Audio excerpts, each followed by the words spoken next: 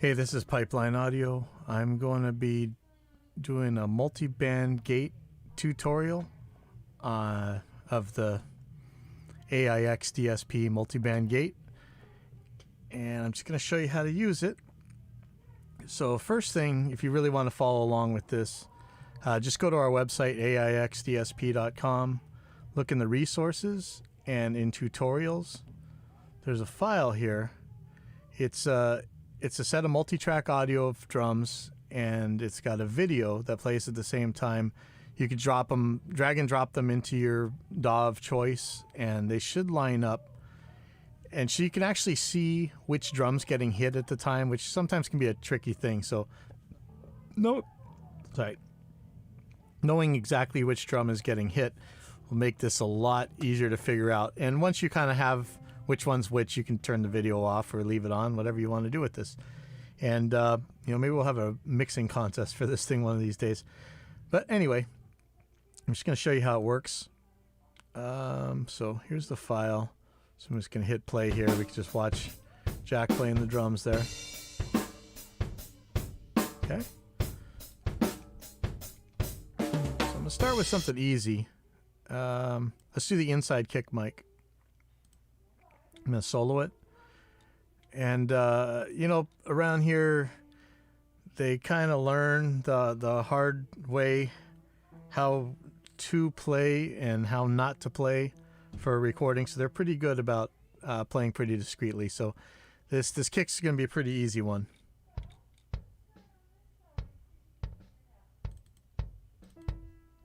So I'm going to turn that up a bit so you can hear it.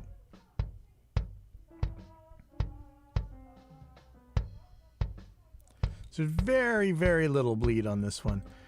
You could definitely use regate on here and be just fine, but let's try it with multi-band gate. So first thing I'm going to do, I'm going to knock the threshold all the way down. And let me just going to loop a section of gate. And sorry for the background noise. Hopefully that'll get cleaned up in post-processing here. So I'm going to loop a section. Let's just play it. And for now, I'm going to turn the video off. Okay, I'm just taking a look what's going on. I'm going to solo each band and kind of hear where the different components are.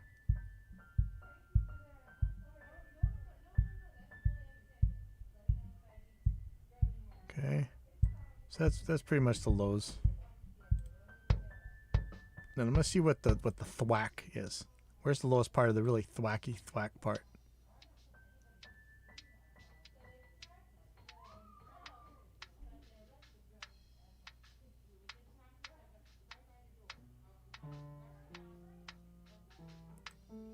That's pretty good. And honestly, like this middle part, I might just cut it out. You can end up with a pretty good kick sound. I mean, if you're really after that particular sound, you just mute this middle part. I'm gonna leave it on just in case we want it. So let's just do some basic gating here. I'm gonna turn the threshold up. Oops, that's not turning the threshold up.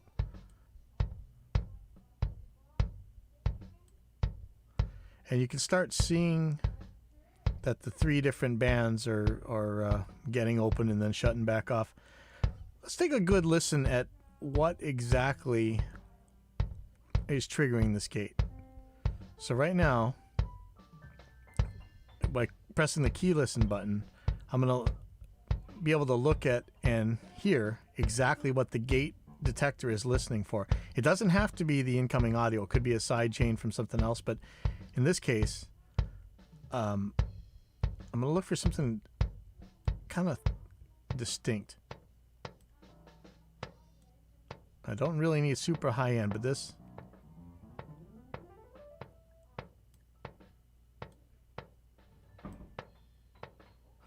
There's a little bit of snare in there, but this should be probably pretty good. 1 second.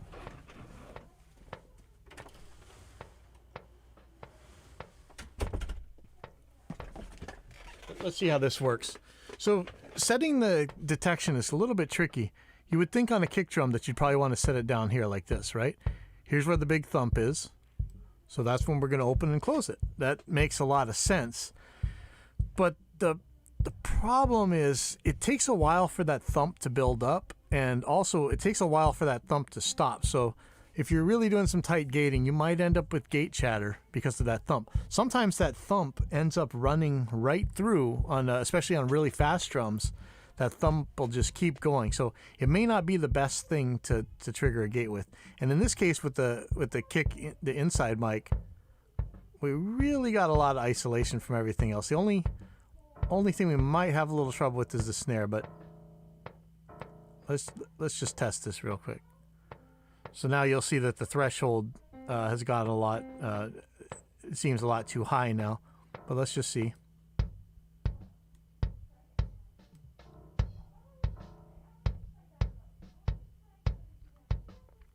Okay, so I'm going to turn the holds and the releases down right now just to hear what we're hearing. And you're going to hear it chatter and make some trouble. 0 is not a very good number for this, so in fact, if that's bugging you, let's just turn that up a tiny bit. Especially on the low end. Again, that's why on the low end it's actually going to ride the waveform and make a lot of crazy trouble.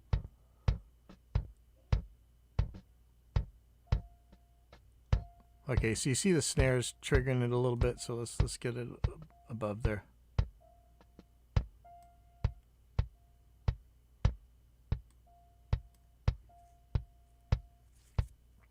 Okay, so the whole point of this gate is, you know, the cymbals bleeding into toms or hi-hat bleeding into snare or whatever.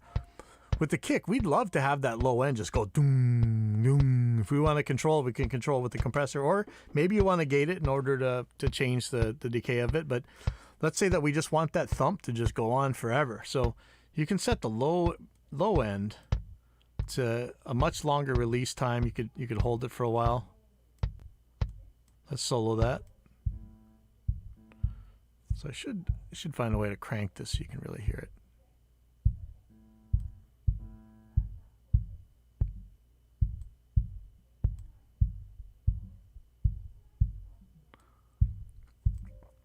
So you can do a lot with the envelope shape here. This is about 500 milliseconds worth. I have a long hold on it. I could just cut the decay pretty quick, but there's really no need to do that. I'm gonna let it go for a while. I don't really want to change the natural envelope of the low end. Okay, so that's okay. Now, for the highs, I want it to open even earlier. This could make a click. This could make a problem, like a sample glitch sound. But what I found is on high-end stuff, that sample glitch sound might just give you a little bit more attack. So I'm okay with it. I don't really want it lasting very long. I just want the splat of that kick. And that's really it. I might tail it in a little bit. Let's see how that sounds. So those two pieces together, to me, they sound pretty good. I'm not sure if I want this mid-range in there at all, like I said. So here's the mids. I might actually move this band down to take a little bit of that click into the high section. But maybe not. Actually, it's okay to be down here. I don't really care what these mids are doing. If I did...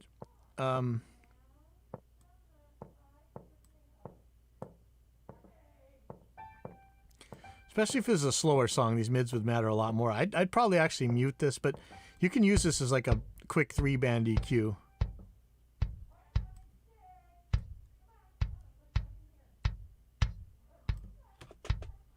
Okay, and so you might notice the attack on the mid and the low are at 1 and the high is at 0. Let me show you what happens if I turn the attack down on the lows. Okay, you'll probably hear a little click every once in a while. So you're going to want that low enough not to click. But like I say, on the high end, you probably don't care. So I'm reasonably happy with that kick. Let's hear it with the overheads.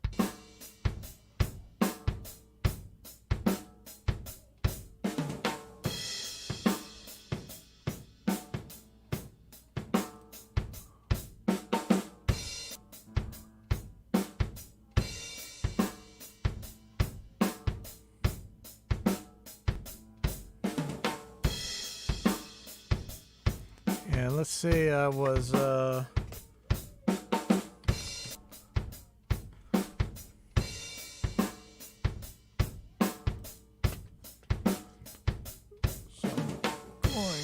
filter out some of the lows on this overheads.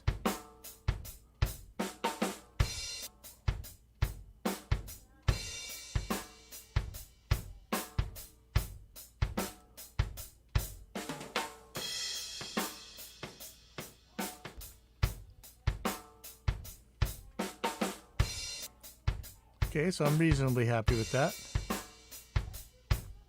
So let's look at the outside kick mic and see if there's more bleed to worry about. Let me find a nastier section here.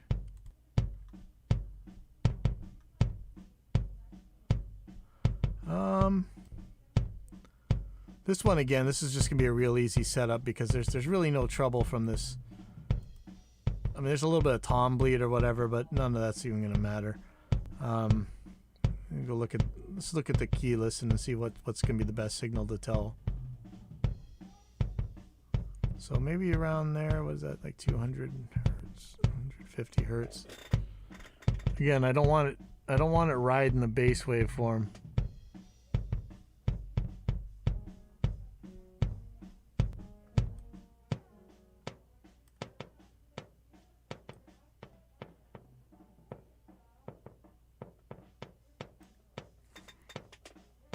That seems pretty good.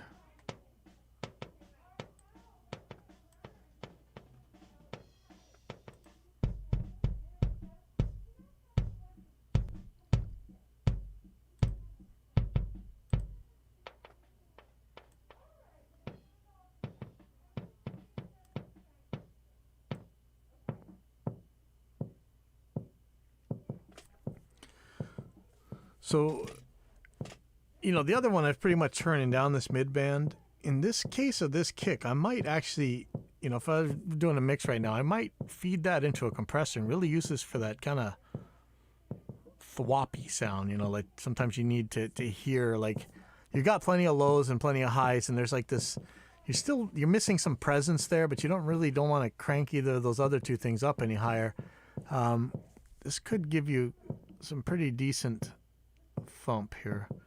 Not thump, but it's hard to explain.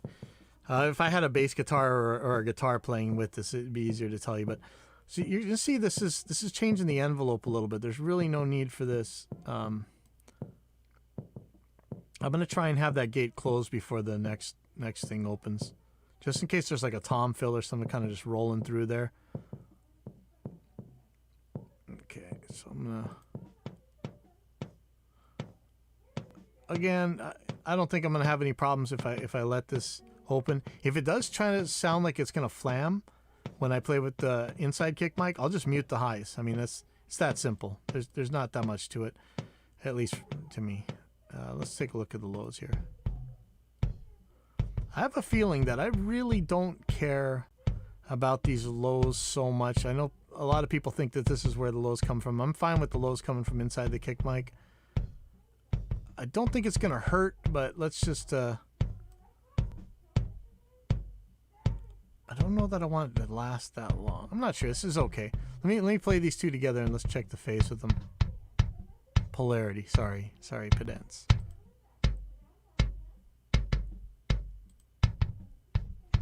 So which one you want? You want the nice mid-range kick, or you want the beach ball?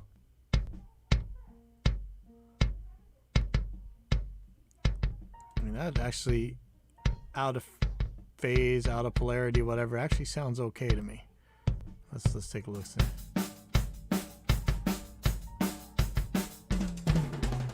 Ooh, stick clicks.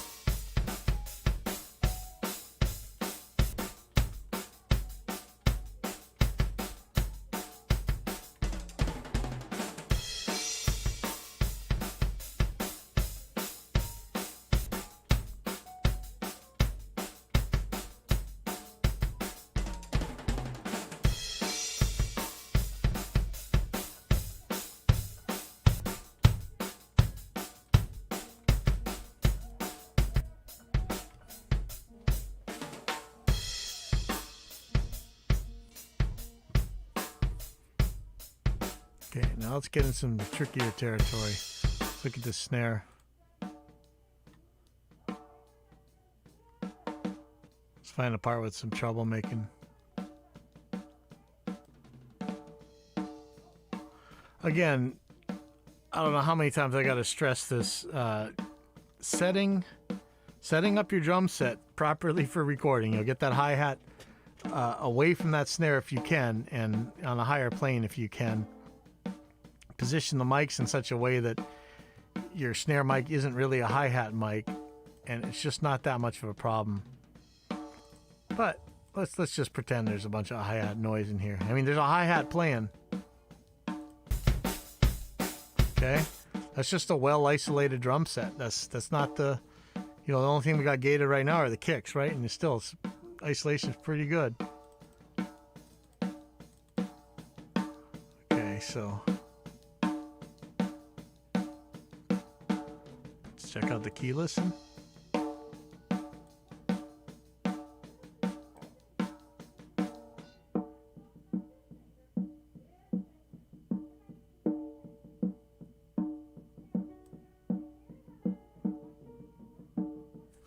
Yeah, that boom, boom, that seems to be okay for the trigger. I'm gonna turn the threshold up.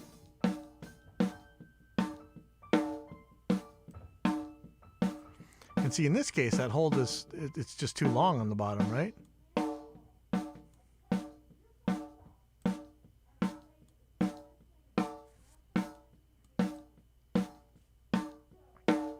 And this is where really that spitty, hissy, gross sound can come from with the hi-hats and the cymbals. So I'm going to make the highs pretty short.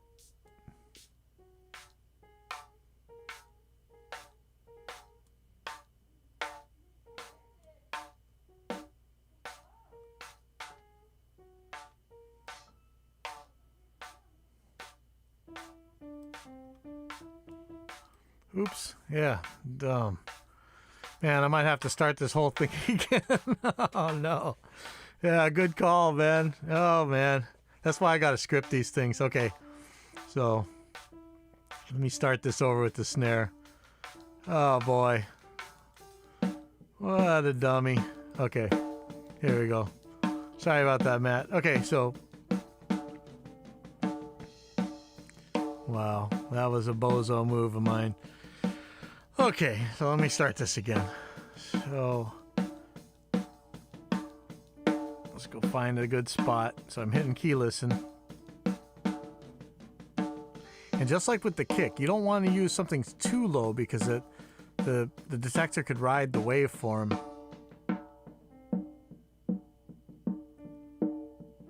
And you get that chattering. I think this is pretty good right here.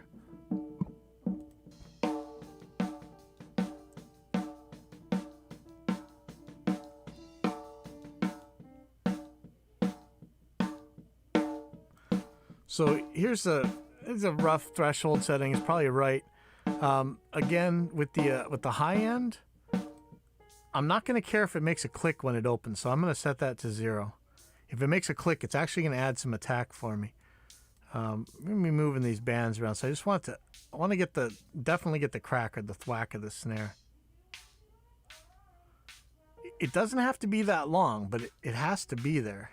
This isn't really going to carry you the meat of it. It's kind of just it's the here I am part of the snare. Okay, and here's where it gets ugly. You hear that, like the spit. That's the hi-hat, that's the cymbals, that's whatever. That's the whole reason this plugin is created. Really don't want much of that. So I may not really use much hold or any actually, but and unlike the kick, I'm gonna use this mid-range kind of extensively, so I really want to see what's going on with it. Especially if it has kind of a fluty sound. I kind of like that boom, boom kind of thing.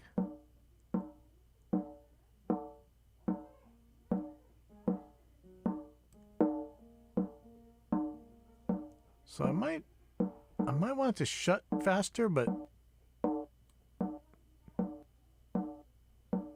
I think that's about how long I want it to last.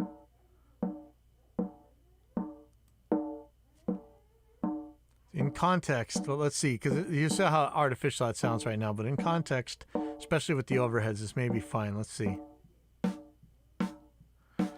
Now, unlike the kick, here's the real problem. We definitely don't need this low end going this long. It's not really, not only is it probably not helping the snare any to have any of this low end in there, it's muddying it up with the kick. Let's see, let me just look at where the majority, I'm kind of looking at where the majority of the waveform is by the time it's like 2/3 decayed.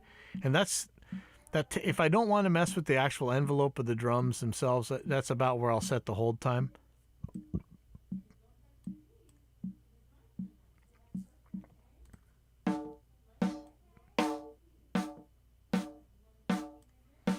Okay, so I don't have the bottom snare in yet. I'm going to mute it for now. Let me put this in with the kick and the overheads.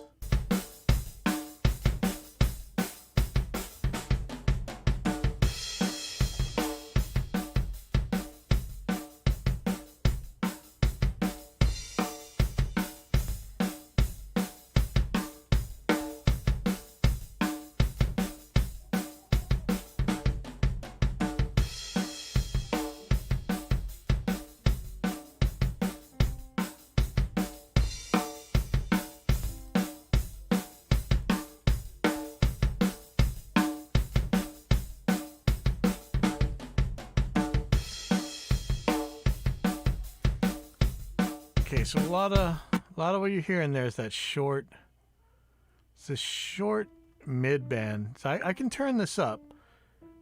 In real life, I may not, but let's just compare. So I'm gonna.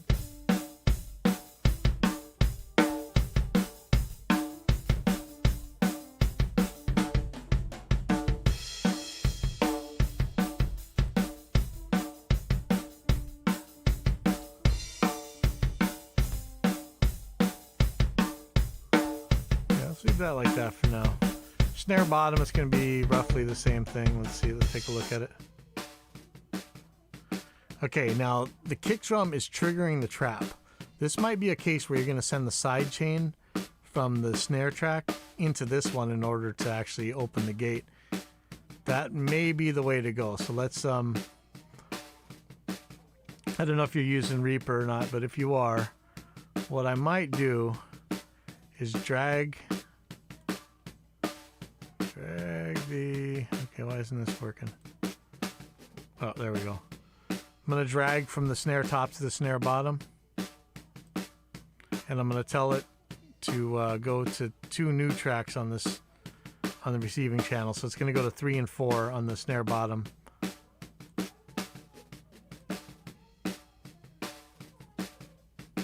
Okay, so now we can see that it's going to 4 channels on this. So let me turn the snare bottom on. Okay, so I'm going to tell it to, I'm going to look at the key listen and I'm going to tell it to sidechain. So see, that's coming from the snare track. That's already gated, right? Because what I don't want it to trigger it is the kick drum. The kick drum will play that trap almost as loud as the snare is playing the trap. So I'm going to use the other snare drum to open this gate. So it looks a little funny in the threshold window, but that's okay. And notice I'm using the keychain, the side chain list button. And you know what? On this one, I'm just going to mute the bottom.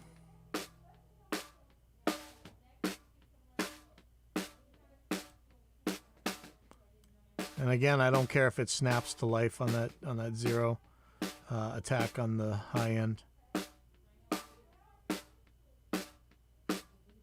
And you can hear the kick at the end there. I'm not sure if I care or not. If I did, I'd let's take this release down.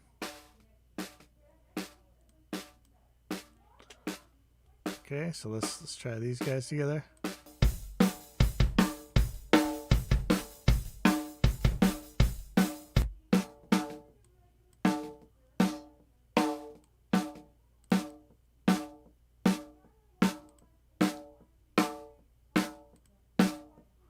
I'm not sure which one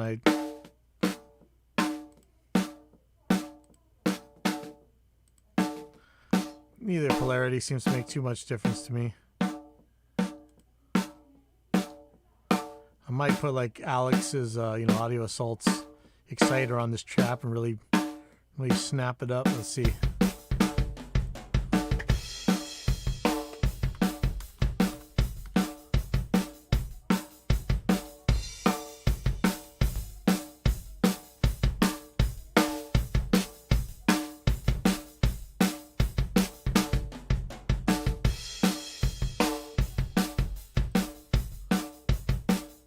I don't know, that kind of makes it sound too short, huh?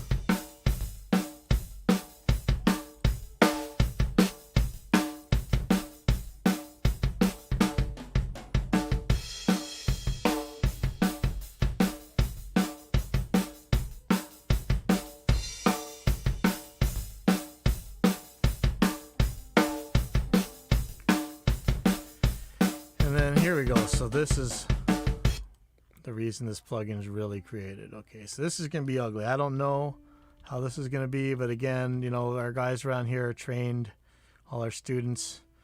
They know that they're going to be in fear of recording, and they know that the worst offenders of all are toms.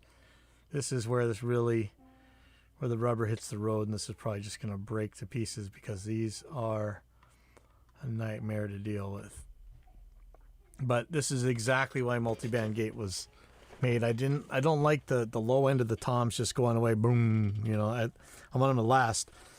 So the whole bottom end can just go dum, and fade out. It'd be awesome. Right now, like, you buy all these samples and stuff, even the drum samples you buy, like the bottom is just so short. It's like doom. Like, that's not how toms sound. They go boom, And of course I say that and then I play the super high tom that's actually pretty short. But let's see, because this one's going to be tricky, because discriminating between this tom and the next tom may not be so easy. So let's go here.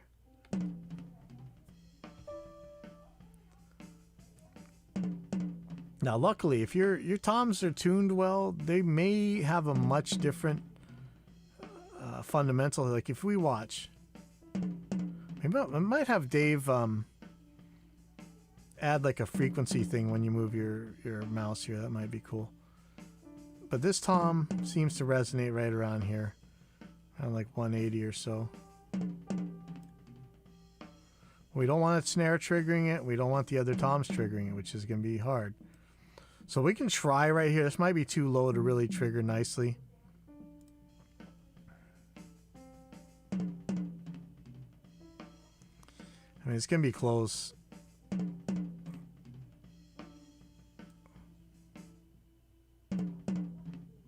Yeah, see, man, this is close. So it's really hard to say what's going to make more discrimination. Let's try it. I'm going to try a different. I'm going to let some more high end in and see if that makes the two different than each other. Really, man, that's really scary.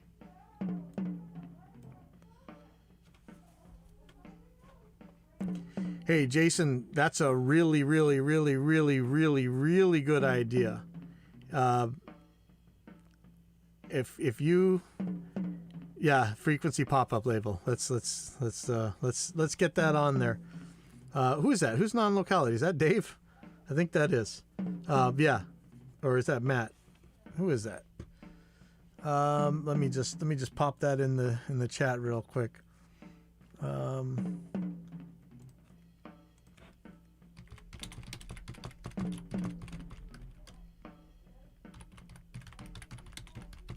Oh yeah, it's Dave. Okay, so I don't have to tell you. Okay. Yeah, Jason, if you do a video with something like that, let me know. I'll share it because that sounds like a pretty good idea. But we should be okay right here. Well, you're one of the developers is on YouTube with you right now, so you can he's seen you say that. There's some other things I like to see in this gate too. There's in case you're noticing, you may not have this on yours. This is a MIDI, so you could actually open this with the MIDI note now. But let me go on with this. So I'm going to get out of key listen mode. Isn't that kind of interesting that you've let some more high end in and it actually discriminates better against the next tom down? So I could actually move up, and here, let's just take a look at that. Drums are funny things. Yeah, see, now we're letting the snare get a little bit too close to what's going to open it. There we go. So this should work.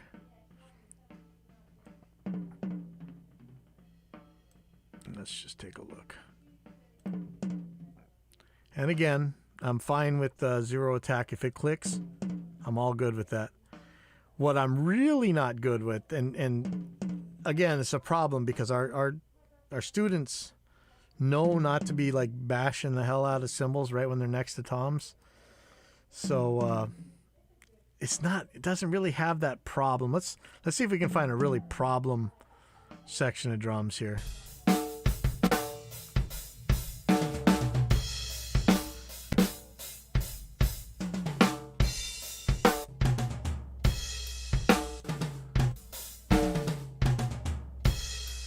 You know, this might be a little bit better. When we get to the bottom tom, it should make some trouble.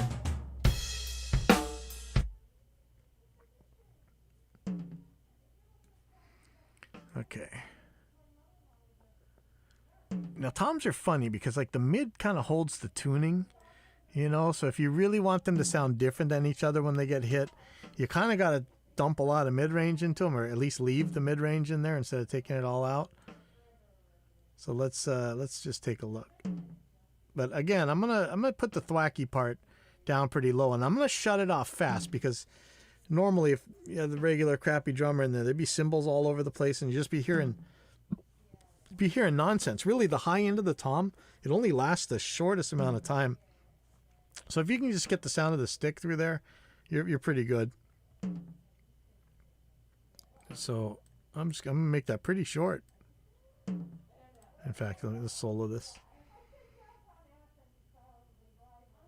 Yeah, so it's just clack. That's it. I mean, it sounds like nothing, but it's a lot of nothing. So, and I don't have to worry about the cymbals spitting through here.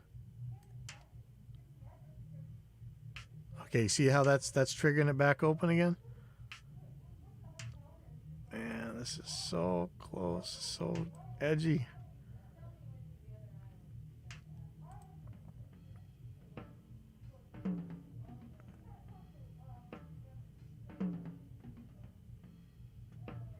Yeah, see, the snare is so close. Okay, that's better.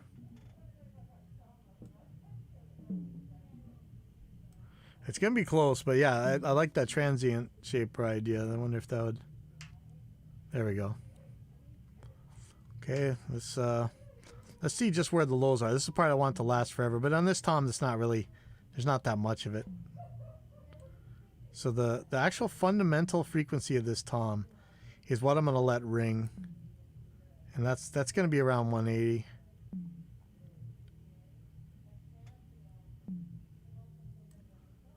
Okay, and I'm going to let that go. I mean, if there's cymbals down there at 180, I don't think it's going to make any trouble. There we go. Boom. So the big focus on this is going to be in the mid-range. And really, this is going by so fast, watch. I think he's only hitting it once. Yeah. So let's see what the mid-range is doing here. It's just, it sounds so barfy by itself, but it's... you know what? Here, let's take a listen. There we go. Actually, I like that.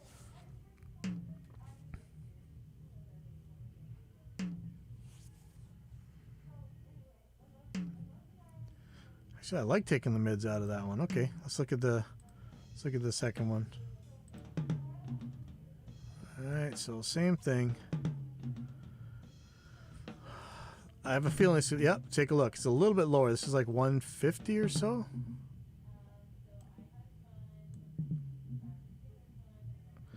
Once you're down here in like the 80 and below range, man, it gets really scary that it's really riding the waveform when it's what the detector's doing. It can be really gross. Okay, so that should be good, but you see, notice the next one is so close. You really want some discrimination. I mean, we could just really zero in on that. I have a feeling this can't shut quick enough, but I don't think we're gonna care for this. So let's see.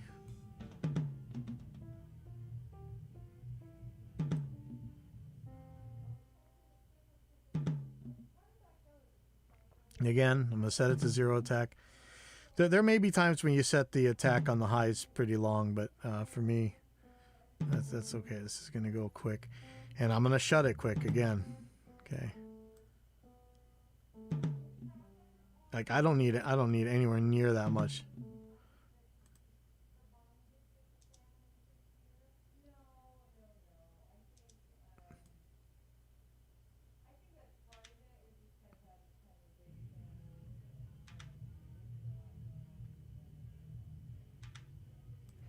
Okay, I kind of like that. So let's take a look at the fundamental here again. It's like 1. And I want that to ring. Just boom. So let me solo that. So that's going to pick up a little bit of the other toms. I don't care. I think that's okay. I'm going to leave this how it is, actually.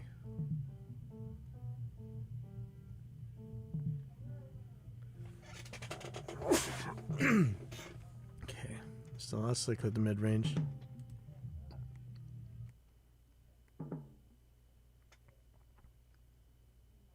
Pretty sure there's not going to be any symbol hash in here. But just in case there was, I could shut this a little bit earlier and not really worried about it. A little bit shorter. And notice I'm doing this with the release and not the hold. I like that the beginning of that envelope is not... I like how that goes. I'm not sure that I want this mids though. Let's...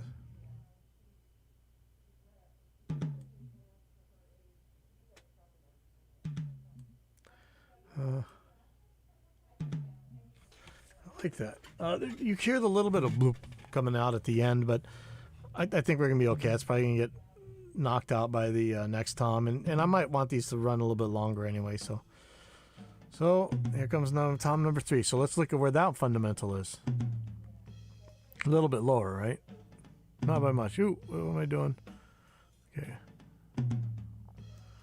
So let's look at the key listing again. So now we're getting in scary territory for opening this gate at this.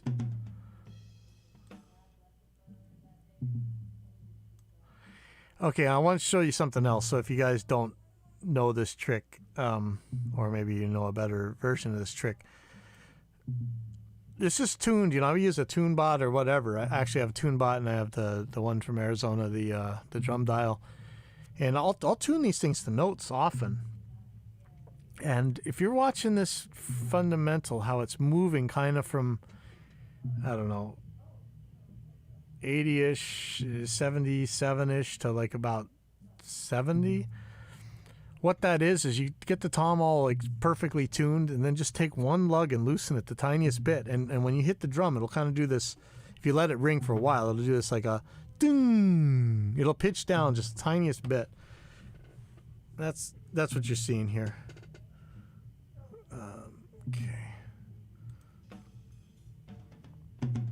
Okay, so this is a good clean break from the next drums. Like that. So the detector's working great. You can hear the next drums, but we're gonna get rid of those in a second. So again, take a listen where the thwack is. I'll take it down pretty low. It's whatever I don't mind losing, because it's gonna get killed fast. So I don't want to take off anything that I want to last long here. And again, turn it to 0 for attack. And I don't need this anywhere near that long. So I just don't want it to chatter. That's about, it can be short enough as long as it doesn't chatter. Even that might be too long. You hear that click. Let's try a 0 hold.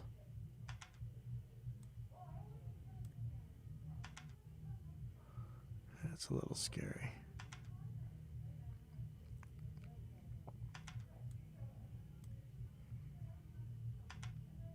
There we go.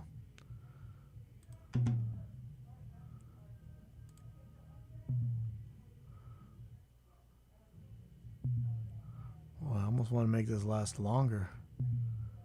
You know, the release could end sooner, but I like this hold. So there we go.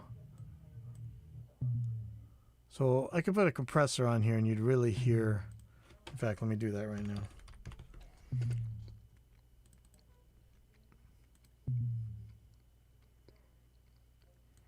So I'm going to make this a little bit ridiculous, but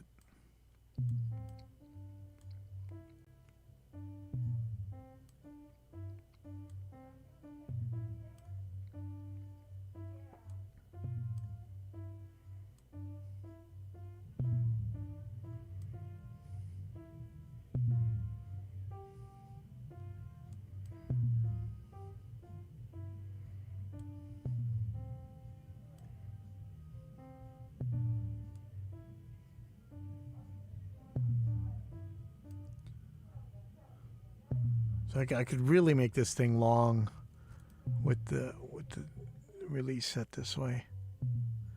Okay, so let's.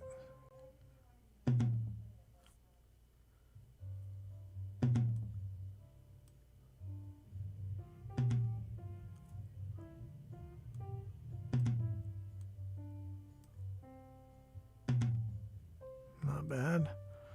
Okay. Here's the one that's going to matter. This is what the thing was made for. Here's going to be a cymbal here making trouble. Let's solo that guy. You know, it happens so much later. I'm going to crank the high end, though, to really show where this problem would be if we weren't. So I'm going to take Exciter, or actually, let me put that in later. It's just, let's just set it. Okay, now look at this fundamentals way down there, and it lasts a very long time. It's gonna make it really hard to trigger because this thing's gonna last so long.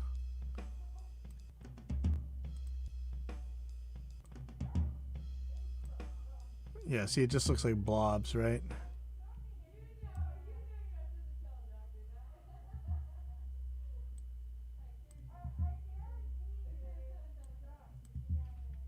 You know, that's a tricky one, right? Yeah.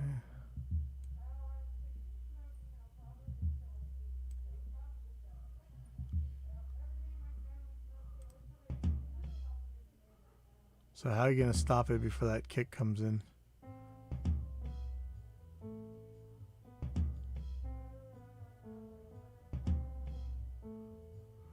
Okay, so this is a very difficult case here. Is the secondary fundamental going to be high enough that it dodges the kick? Maybe. See that? See, sometimes it's not the primary. This is kind of shows, you know, the philosophy behind drum EQ too. You know, the harmonics of these drums make a big difference.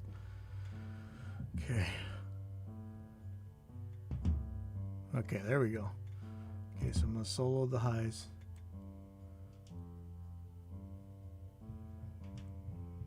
That's pretty good and clacky. Let's see if we can get a little bit lower. There we go, okay. Okay, now this one's going to make a lot of trouble, like I showed you.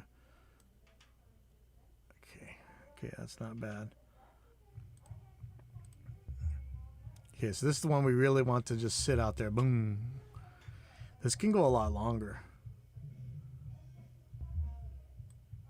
But it could be done with the release and not the hold. There we go. Nice long ring.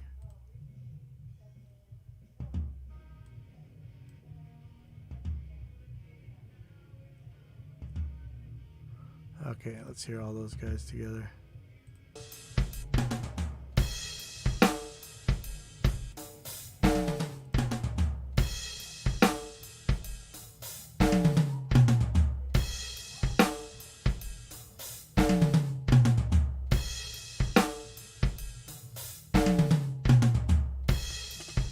Okay, I like that. Okay, so let's say that we didn't have this on here. Let's listen to this in that symbol. Okay, so I'm gonna put a compressor, and I'm gonna squish the hell out of it like everybody seems to do. I don't know why. Let's see. Let's give it a little bit one.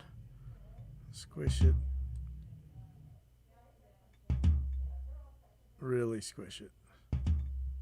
Really squish it. There we go.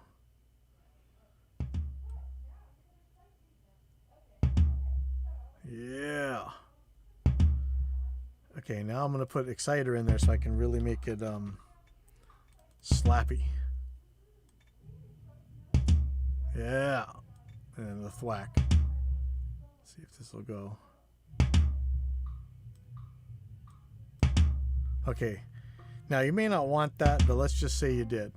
Watch what happens if I don't have the gate on. And watch what it does to the cymbal. Especially with all this compression.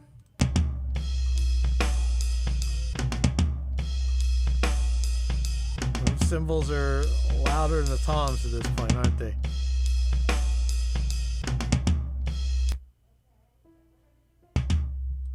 Okay, so let's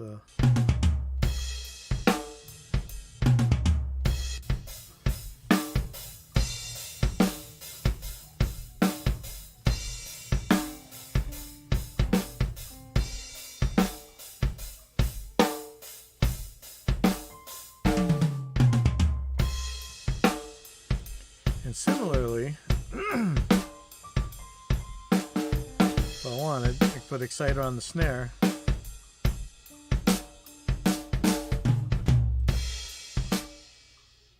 Now the way this trap sounds, this doesn't really sound that cool. But watch out what happens if I took the gates off.